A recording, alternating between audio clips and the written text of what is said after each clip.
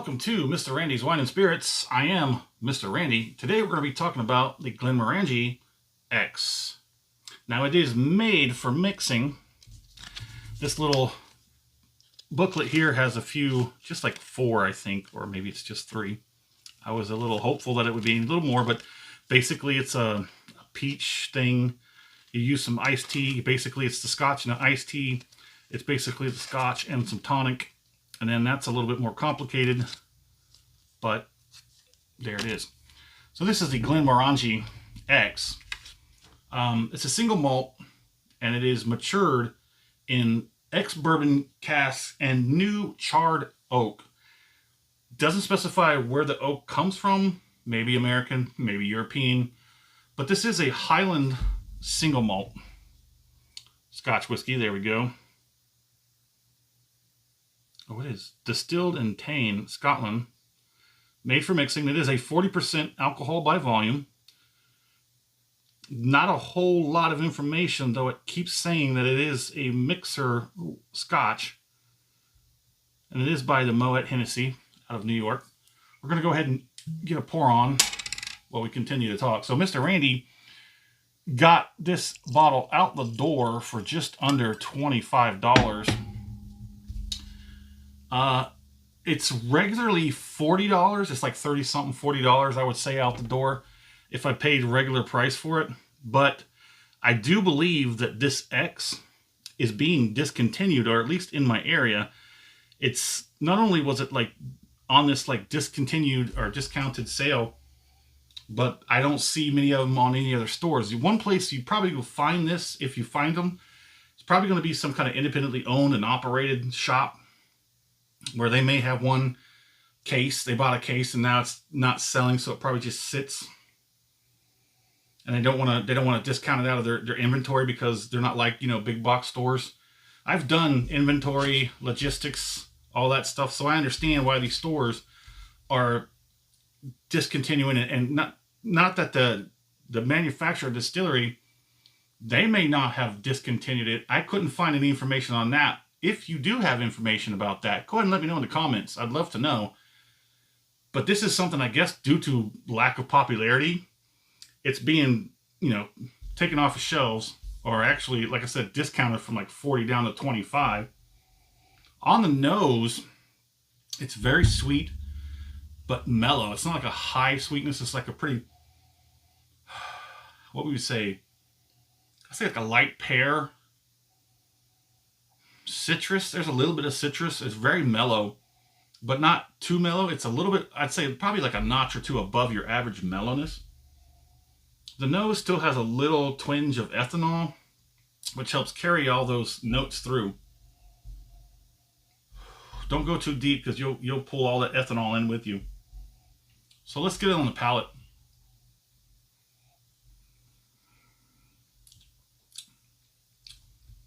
There's not a whole lot. I mean, you can see there's some relatively decent viscosity going on, but it feels a little bit light in the mouth.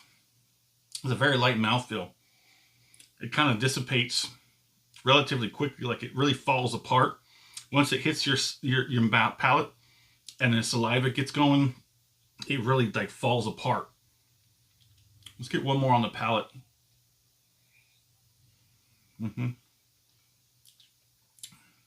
The palate is, it's got, yeah, pretty much everything on the nose.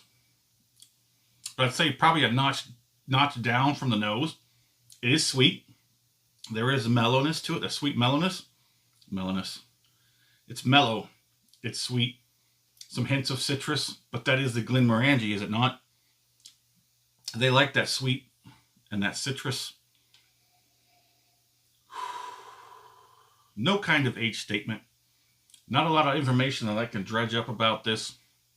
It's just basically a Scotch you can mix with stuff.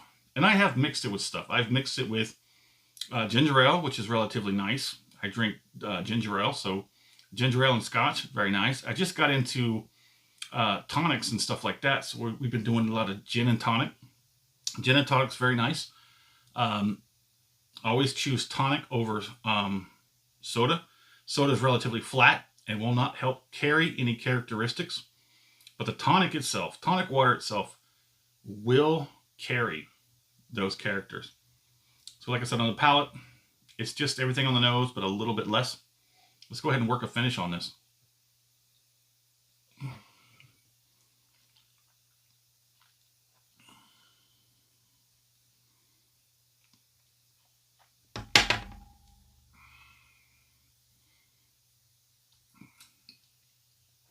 The finish is a little bit better.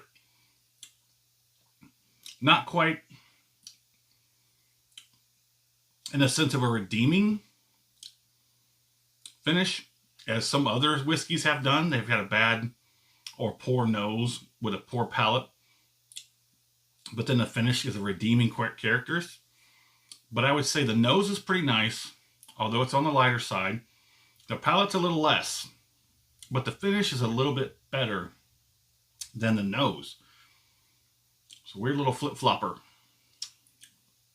So mild, the finish is mild, but it's good. It's pretty good.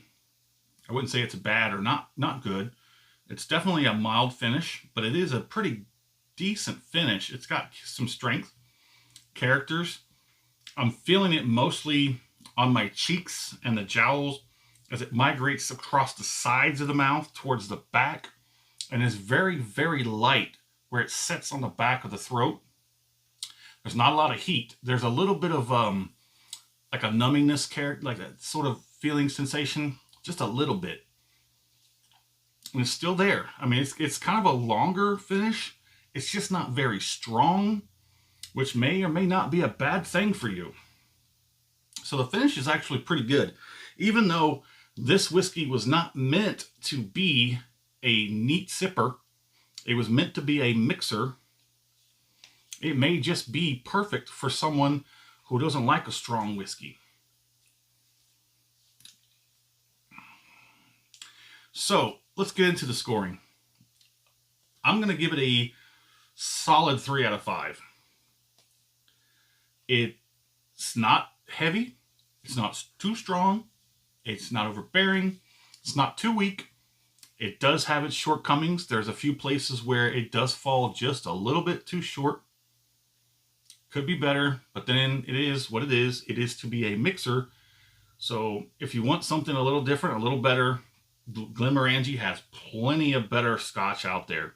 Start with the 12. The 12 year is much better than the 10.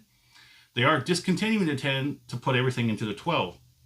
Mr.Randy just had the mini flight, the Glenmorangie mini flight, and I had the 14 and the 15. There was a port and a sherry cask finished. They both have their size. They're both really good whiskeys. They're finished whiskeys and they're really good. I wouldn't say they were equal, but they were really good for what they were. One was a sherry, one was a port finish, and they were both good as what they were. So my fair price for this, and it is going to be kind of difficult, like I said, because it's not going to be on the shelves everywhere in my area. If you see this on your shelves in your area everywhere, let me know. Let me know, is it abundant in your area? Let me know that. Because it's not in my area, here in Central Texas. My fair price, I'm probably going to leave it alone at the price I paid, the $25 range. Like I said, pretty decent enough Scotch. For $25, I wouldn't be buying it again. Because for a little bit more, you can get a pretty decent Scotch these days between $30 and $40. And I'm not talking an okay Scotch. I'm talking a pretty good, decent Scotch. $30 to $40. Well, there it is. The Glenmorangie X. Let me know in the comments what you think about it. Have you had it? Do you like it? Yes or no? And as always, thanks for stopping by here at Mr. Randy's Wine and Spirits. You have a good one.